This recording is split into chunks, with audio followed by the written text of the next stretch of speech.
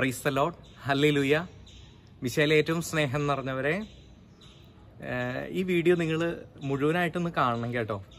പ്രിയപ്പെട്ടവരെ, ലോകത്ത് ഏകദേശം 56 രാഷ്ട്രങ്ങളിൽ അബോർഷൻ നിയമവിധേയമാക്കിയിട്ടുണ്ട്. അബോർട്ട് ചെയ്യാം കുഞ്ഞുങ്ങളെ. പ്രിയപ്പെട്ടവരെ, WHO കണക്കനുസരിച്ച് ഒരു ദിവസം ഏകദേശം 1,25,000 കുഞ്ഞുങ്ങൾ, ജീവൻ തുടിക്കുന്ന കുഞ്ഞുങ്ങൾ അമ്മയുടെ ഉദരത്തിലായിരിക്കുമ്പോൾ തന്നെ മരണമടഞ്ഞു പോകുന്നുണ്ട്, കൊന്നുകളയുന്നുണ്ട്. അറിയാലോ, ഇത് നവംബർ മാസം മരിച്ച ആത്മാക്കൾക്ക് വേണ്ടിയിട്ട് നമ്മൾ പ്രാർത്ഥിക്കുന്ന മാസമാണിത്. എല്ലാവരും പ്രാർത്ഥിക്കുന്നുണ്ട്, തങ്ങളുടെ മരണമടഞ്ഞു പോയ മാതാപിതാക്കൾക്ക് വേണ്ടി, സഹോദരങ്ങൾക്ക് വേണ്ടിയിട്ട്, സുഹൃത്തുക്കൾക്ക് വേണ്ടിയിട്ട് എല്ലാവരും പ്രാർത്ഥിക്കുന്നുണ്ട്. പക്ഷേ നിങ്ങൾക്കറിയാവോ, നമ്മൾ ആരും ഈ കുഞ്ഞുങ്ങളുടെ മുഖം കണ്ടിട്ടില്ല. അമ്മയുടെ ഉദരത്തിലായിരിക്കുമ്പോൾ ഇവർ മരണമടഞ്ഞു പോയതുകൊണ്ട് ആർക്കും പരിചയമില്ല. ഇവർ ലോകം കണ്ടിട്ടില്ല, വെളിച്ചം കണ്ടിട്ടില്ല, ഇവരുടെ മാതാപിതാക്കളെ കണ്ടിട്ടില്ല. അതുകൊണ്ട് ഇവർക്ക് പ്രാർത്ഥിക്കുവാനായിട്ട് ആരുമില്ല, ആർക്കും പരിചയമില്ല. രഹസ്യത്തിൽ ചെയ്യുന്ന ഒരു പാപമാണല്ലോ ഇത്, ആർക്കും അറിവില്ല. പ്രിയപ്പെട്ടവരെ, ഈ കുഞ്ഞുങ്ങൾക്ക് വേണ്ടി നമ്മൾ പ്രാർത്ഥിക്കണം. വലിയ മാധ്യസ്ഥമാണ് ഇവർ നമുക്ക് നൽകുന്നത്, അറിയാവോ? നമ്മുടെ പ്രാർത്ഥന ഇവരുടെ പക്കലേക്ക് ചെല്ലുമ്പോൾ, ഇവർക്ക് വേണ്ടി പ്രാർത്ഥിക്കുമ്പോൾ, ഇവർ സ്വർഗത്തിലെ പിതാവിനെ, കർത്താവിനെ, ത്രിയേക ദൈവത്തെ കണ്ടുമുട്ടി ആരാധിക്കുന്ന സമയത്തുണ്ടല്ലോ, നമ്മൾക്ക് വേണ്ടിയിട്ട് ഇവർ മാധ്യസ്ഥം വഹിക്കും. ആ മാധ്യസ്ഥം, ഈ കുഞ്ഞുങ്ങളുടെ മാധ്യസ്ഥം വലിയ ശക്തിയുള്ളതാ. ഇവർ നമ്മുടെ കുടുംബത്തിന് വേണ്ടി പ്രാർത്ഥിക്കും.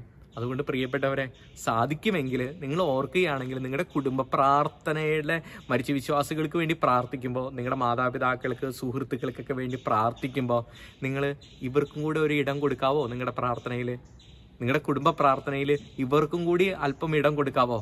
അങ്ങനെയെങ്കിൽ ഇവർ സ്വർഗ്ഗപിതാവിൻ്റെ മുമ്പിൽ നമ്മുടെ കുടുംബങ്ങൾക്ക് വേണ്ടിയിട്ട് മാധ്യസ്ഥം വഹിക്കും. നിങ്ങൾ ഒരു കാര്യം കൂടി ചെയ്യണം. നിങ്ങളുടെ കുടുംബ പ്രാർത്ഥന ഒരിക്കലും ഇവരെ മറന്നു പോകരുത് കേട്ടോ. ഈ കുഞ്ഞുങ്ങളെ നിങ്ങൾ ഒരിക്കലും മറന്നു പോകരുത്. അമ്മയുടെ ഉദരത്തിലായിരിക്കുമ്പോൾ അബോർഷൻ വഴി മരണമടഞ്ഞു പോയ കുഞ്ഞുങ്ങൾ ഒരിക്കലും മറക്കരുത്. എല്ലാ ദിവസവും ഇവർക്ക് വേണ്ടി പ്രാർത്ഥിച്ചോളണം. അച്ഛൻ്റെ കുർബാനയിലെ ആദ്യത്തെ നിയോഗത എന്താണെന്നറിയോ? 1 കോടി കുഞ്ഞുങ്ങൾ സ്വർഗത്തിലെത്താൻ വേണ്ടിയിട്ട് അച്ഛൻ പ്രാർത്ഥിക്കും. 1 കോടി കുഞ്ഞുങ്ങളെ സമർപ്പിക്കുന്നത്. കുറഞ്ഞു പോകരുത്. നിങ്ങളുടെ കുടുംബ പ്രാർത്ഥന ഇത്ര തന്നെ പ്രാർത്ഥിക്കണം. കാരണം അതിനുമാത്രം അബോർഷൻ നടന്നു വരുന്നുണ്ട്. ഈ കാലഘട്ടത്തിൽ ഒരുപാട് രാജ്യങ്ങൾ നിയമവിധേയമാക്കുവാനായിട്ട് പോവുകയാണ്. ഒരുപാട് കത്തോലിക്കര് തിങ്ങിപ്പാർക്കുന്ന രാജ്യങ്ങളും നിയമവിധേയമാക്കാണ്. ഇത് സ്ത്രീയുടെ സ്വാതന്ത്ര്യമാണ് എന്നൊക്കെ പറഞ്ഞുകൊണ്ട് ഒത്തിരി രാഷ്ട്രങ്ങൾ നിയമവിധേയമാക്കാൻ പോകുന്നു. വലിയൊരു തിന്മ പിശാച് ഇങ്ങനെ കൊണ്ടുവന്ന് നിർത്തിയേക്കാണ്. സാത്താൻ ഉപയോഗിക്കുന്ന വലിയൊരു ആയുധമാണിത്. പ്രിയപ്പെട്ടവരെ, അതുകൊണ്ട് നമുക്ക് പ്രാർത്ഥിക്കണം. ഒരു കാര്യം കൂടിയുണ്ട്, ഇവരുടെ മാതാപിതാക്കൾക്ക് വേണ്ടി പ്രാർത്ഥിക്കണം. മാതാപിതാക്കൾ ഇതിനെക്കുറിച്ചുള്ള പാപബോധവും പശ്ചാത്താപവും അനുതാപവും നിറയാൻ.